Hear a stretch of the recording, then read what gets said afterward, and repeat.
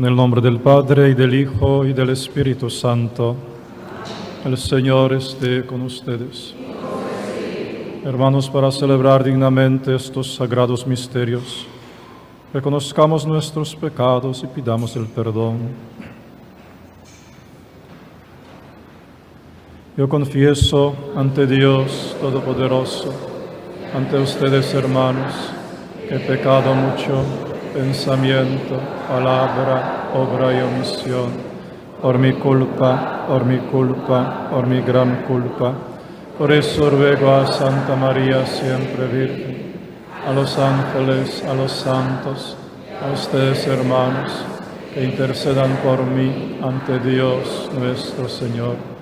Dios Todopoderoso tenga misericordia de nosotros, perdone nuestros pecados y nos lleve a la vida eterna.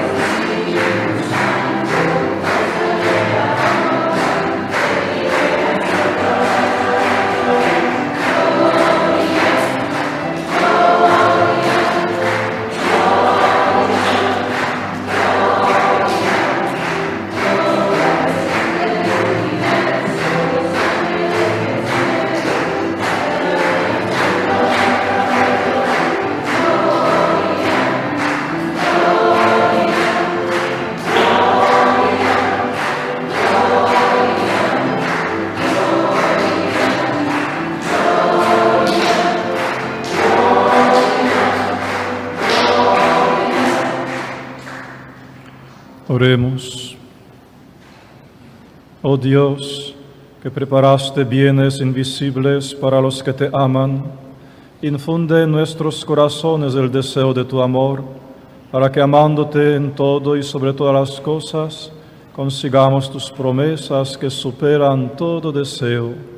Por nuestro Señor Jesucristo, tu Hijo, que vive y reina contigo en la unidad del Espíritu Santo y es Dios, por los siglos de los siglos. Amén. Siéntense, hermanos, escuchemos.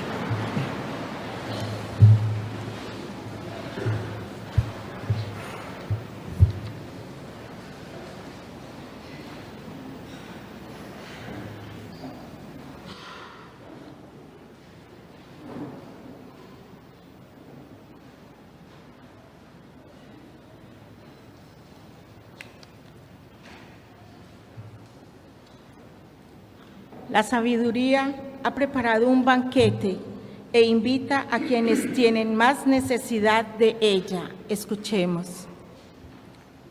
Lectura del libro de los Proverbios.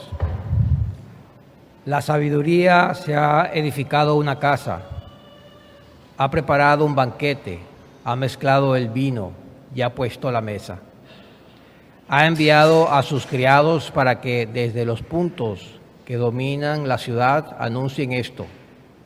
Si alguno es sencillo, que venga acá.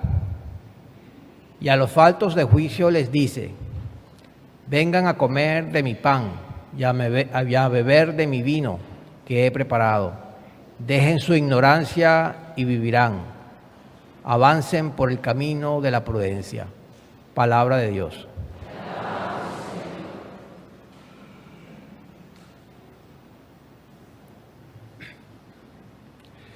Al Salmo respondemos: haz la prueba y verás qué bueno es el Señor. Bendeciré al Señor a todas horas, no cesará mi boca de alabarlo. Yo me siento orgulloso del Señor, que se alegre su pueblo al escucharlo. Haz la prueba y verás qué bueno es el Señor. Que amen al Señor todos sus fieles, pues nada faltará a los que lo aman. El rico empobrece y pasa hambre. A quien busca el Señor, nada le falta. Escúchame, hijo mío, voy a enseñarte cómo amar al Señor. ¿Quieres vivir y disfrutar la vida? Guarda del mal tu lengua y aleja de tus labios el engaño. Apártate del mal y haz el bien. Busca la paz y ve tras ella. Haz la prueba y verás qué bueno es el Señor.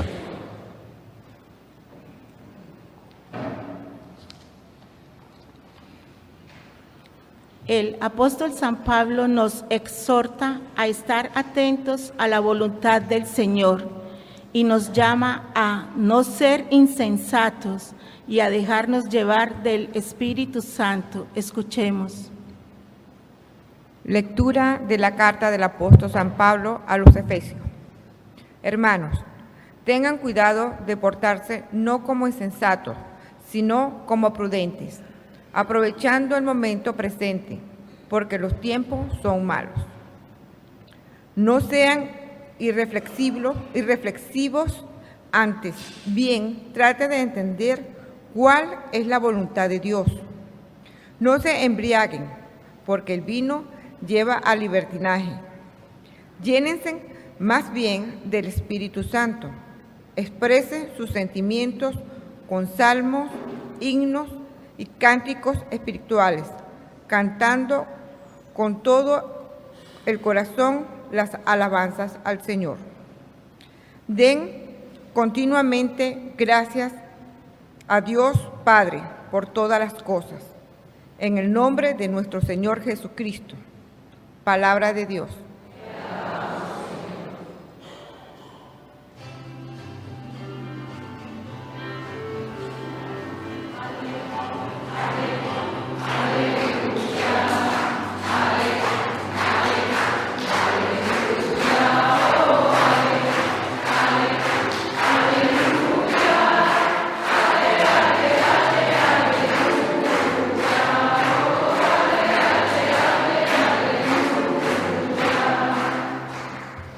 El que come mi carne y bebe mi sangre, permanece en mí y yo en él, dice el Señor.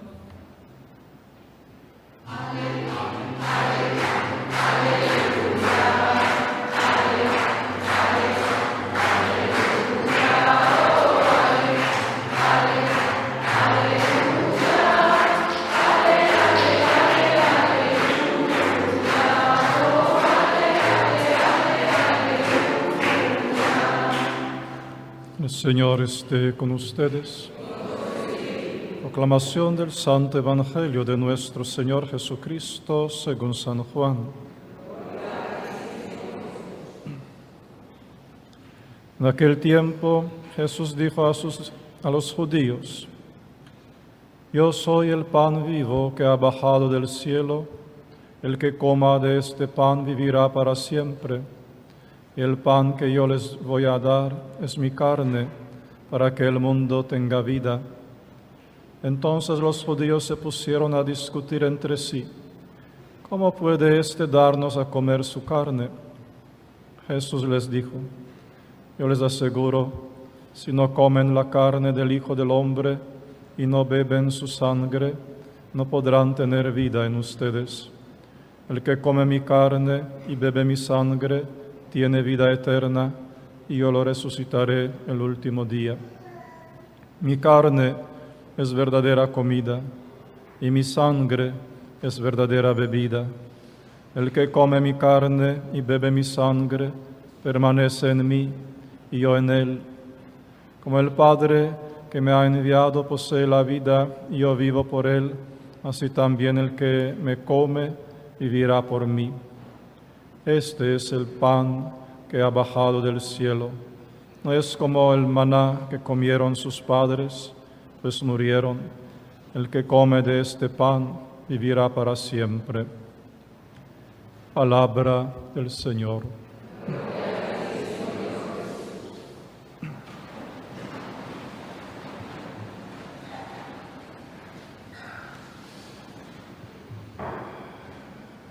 Hermanos, tengan cuidado de portarse no como insensatos, sino como prudentes, decía apóstol Pablo en segunda lectura, y continuaba diciendo: no sean irreflexivos, antes bien traten de entender cuál es la voluntad de Dios.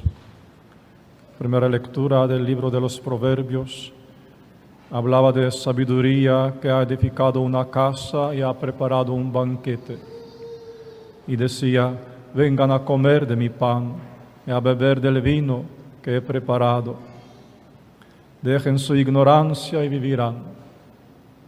Esa sabiduría es la sabiduría encarnada en el Hijo del Hombre, en el Hijo de Dios, en Jesucristo, que ha preparado esa casa, ese templo que es su cuerpo místico, el templo del cual Él habló también diciendo: destruyan ese templo y yo lo edificaré en 3 días.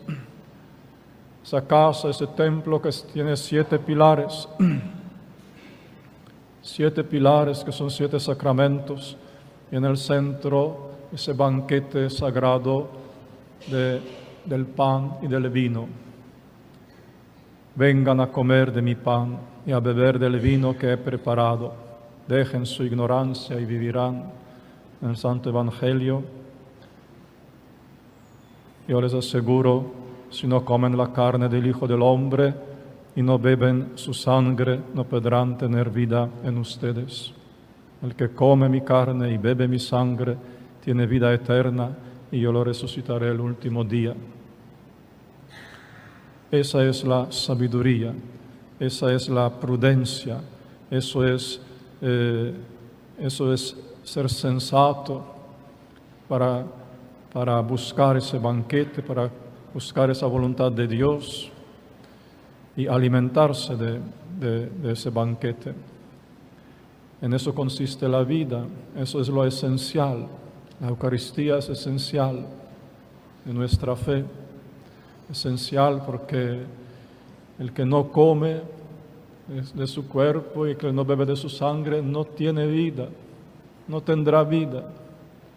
Solamente el que come su carne y bebe su sangre tendrá vida eterna, y Él lo resucitará en el último día. Por eso es esencial. Es la sabiduría de Dios que lo organizó así todo, ¿verdad?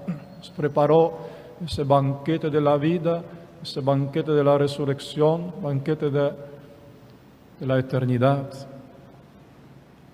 Bien, hermanos, pues si comer la carne del Hijo de Dios y beber su sangre significa tener la vida verdadera y la vida eterna, ¿qué hay que hacer para quitarle la vida eterna a la gente? ¿Qué hay que hacer para quitarle la vida eterna, para arrancarle la vida eterna y la vida verdadera a la gente? Pues apartarlos del cuerpo y sangre de Cristo, apartarlos de la Eucaristía, eso hay que hacer. Entonces se les quita la vida, se les quita la fuerza de la resurrección, la vida eterna también, se les quita todo. Pues hermanos, y esta es la intención y todo el esfuerzo del demonio, de Satanás. El Satanás juró de quitarnos la vida eterna. de quitarnos la vida eterna. ¿Verdad? Decía San Pablo en segunda lectura así: el momento presente, aprovechando el momento presente, porque los tiempos son malos. Porque los tiempos son malos. Y esa frase suena fuerte en estos días, porque los tiempos son malos. Nuestra Señora, nuestra Madre, María, hace 100 años en Fátima, anunció la última batalla. Decía, comenzará ahora la última batalla del demonio, antes que venga el Señor.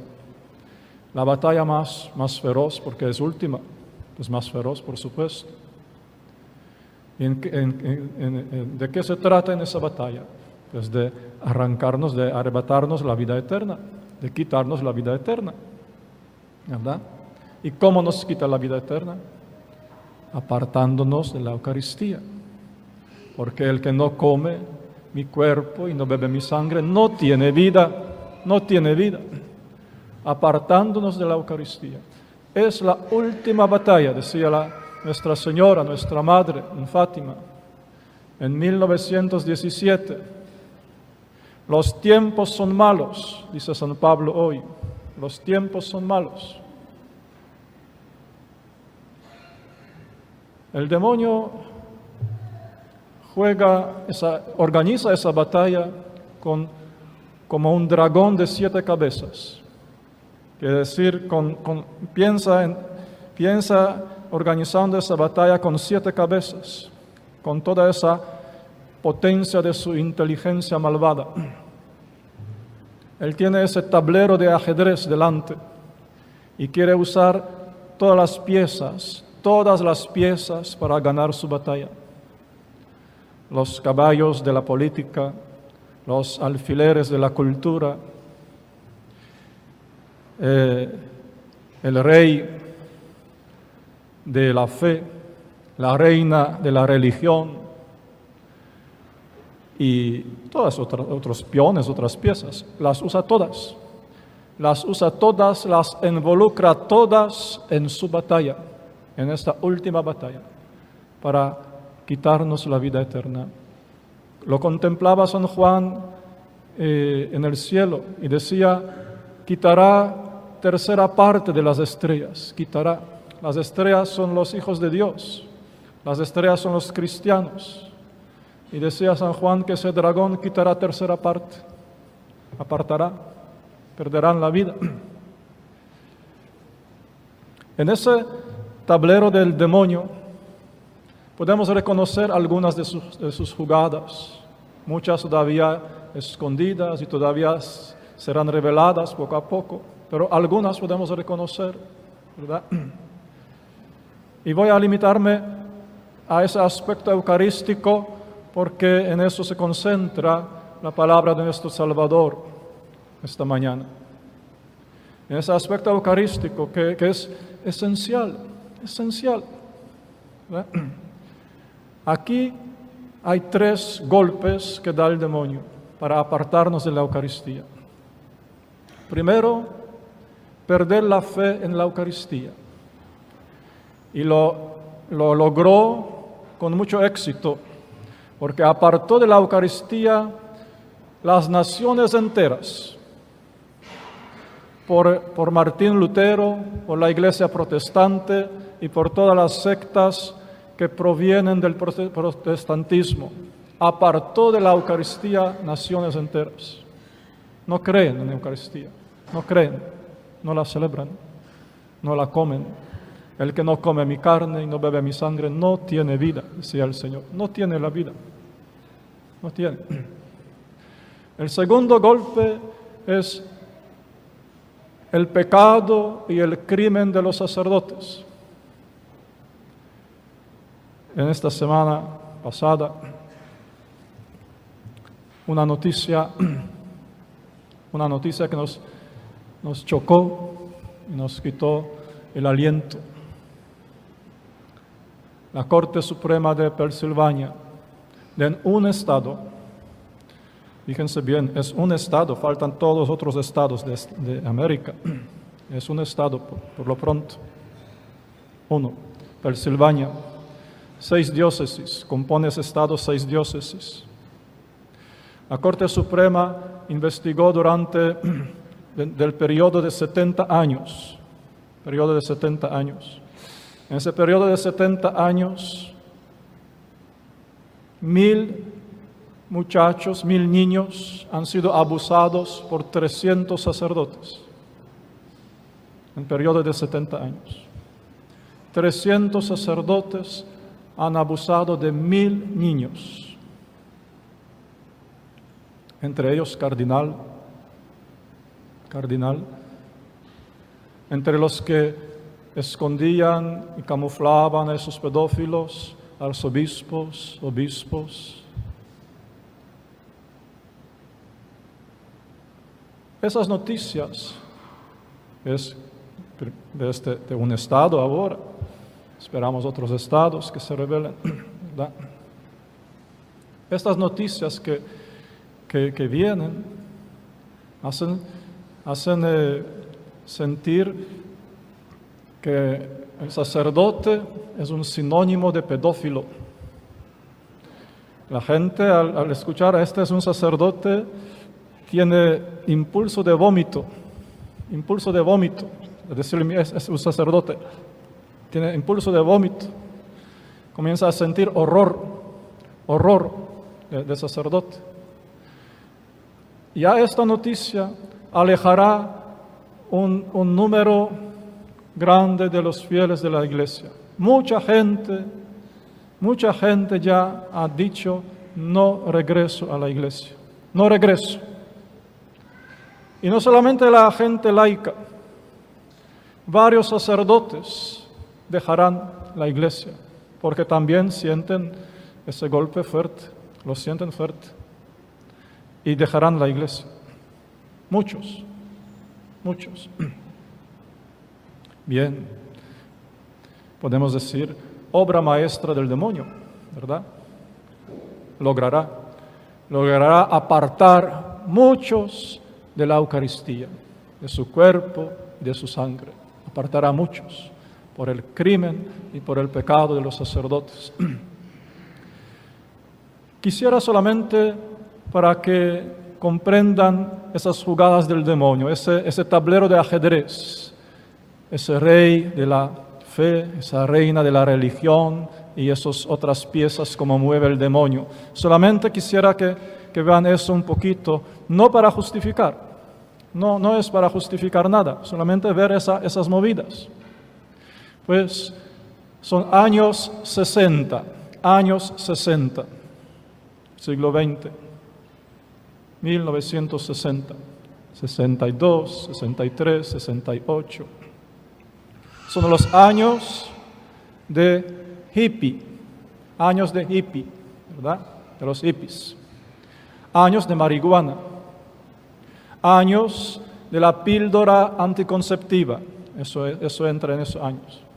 Entonces también años del sexo libre, años del sexo en las calles, años donde se levanta el orgullo gay. Todo eso sucede en esos años 60.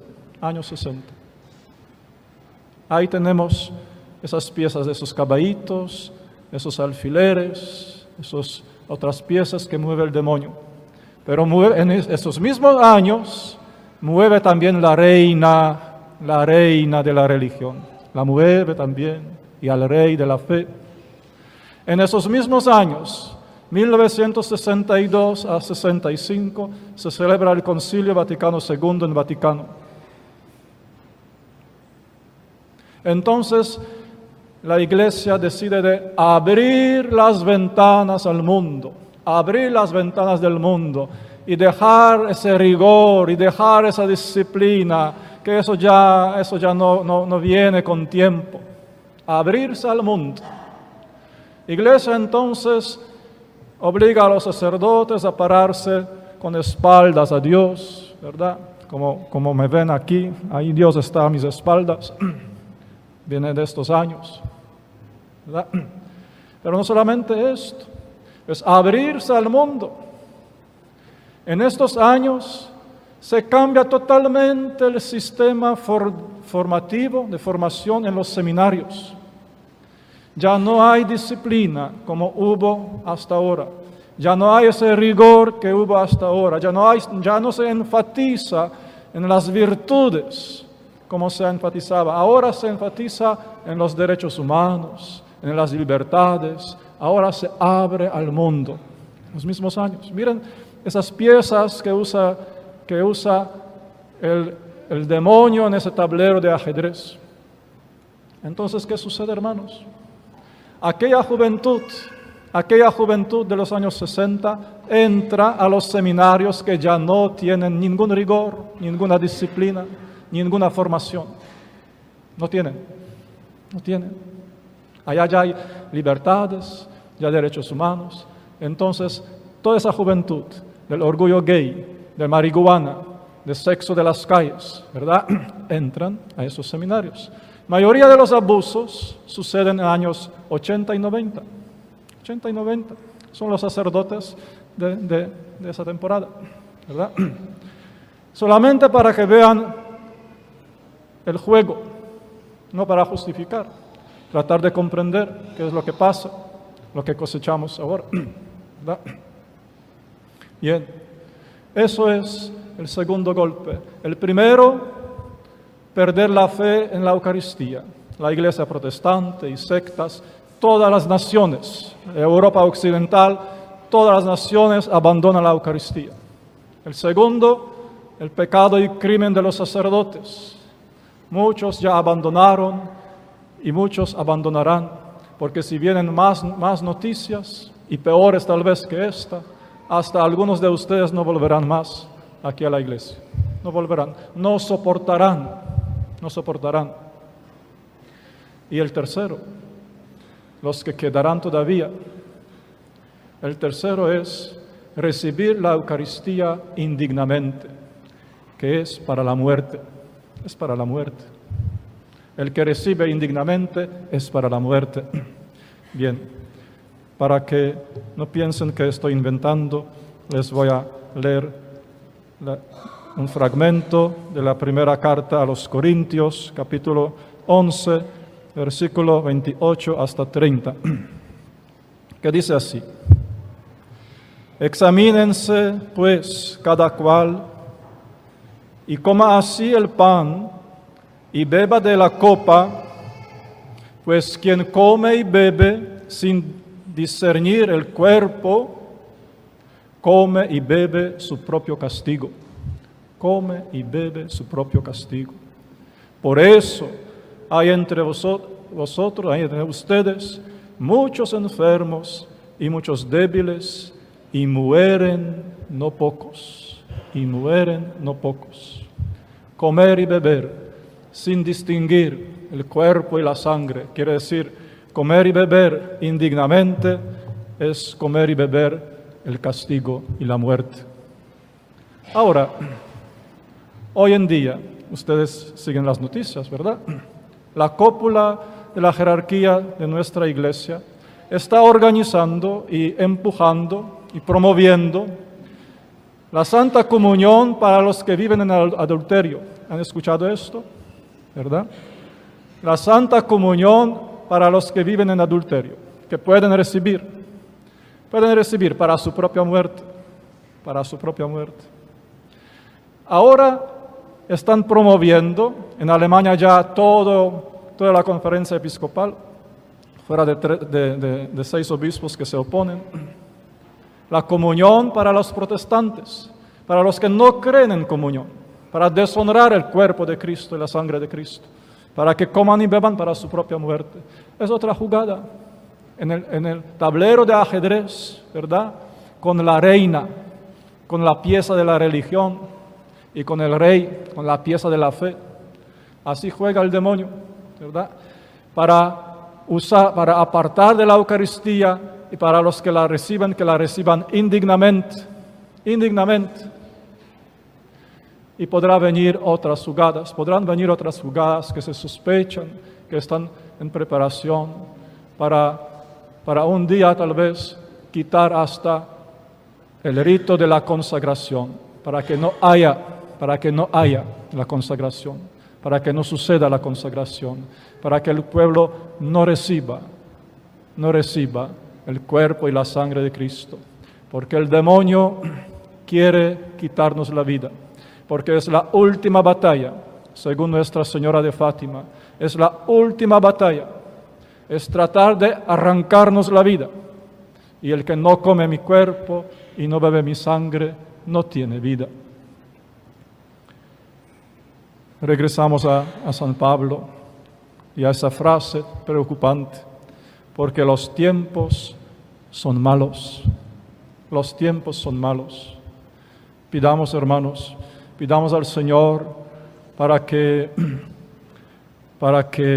no nos aplasten esas trampas del demonio, esas noticias, para que perseveremos, porque sucede lo mismo que sucedió con el Señor en aquellos días, cuando Judas lo besó, cuando los soldados lo amarraron con cuerdas, le escupieron, lo bofetearon, cuando Pedro juró que no lo conoce y que no sabe quién es este, juró 3 veces, y cuando todos los apóstoles huyeron, quedó uno, Juan, uno y su madre, María. 2 personas quedaron con él, y él parecía un gusano que se arrastraba en la tierra debajo de la cruz. Él parecía una maldición clavada entre los malditos en el cerro de Gólgota, y Juan y María ahí. Eso va a suceder ahora con el cuerpo místico de Cristo, lo que sucedió con su cuerpo físico. Lo mismo tiene que suceder y está sucediendo. Judas está besando al Señor en los pedófilos sacerdotes, ¿verdad? Y los sacerdotes criminales le están escupiendo, y la multitud de la gente está huyendo, abandonando al Señor. Y Pedro jura que no lo conoce, ¿verdad? Que no sabe quién es este. Y quedarán unos pocos solamente, hasta que muera, hasta que digan, por fin hemos acabado con esta iglesia, se terminó, y lo entierran, y pasan 3 días de silencio porque se acabó. Entonces regresará como resucitó, así regresará Él. Por eso su pregunta que dice, ¿encontrará el Hijo del Hombre la fe cuando vuelva? ¿Encontrará la fe cuando vuelva? ¿Verdad? Sí, de unos pocos que perseverarán, que por la noche, en la noche muy oscura y muy densa, buscarán su cuerpo enterrado y preguntarán, ¿dónde han puesto a mi Señor? ¿Dónde lo han escondido? Como preguntaba la Magdalena de madrugada. Estos son los tiempos que han comenzado. Tiempos son malos. Tiempos de la última batalla. Nos ponemos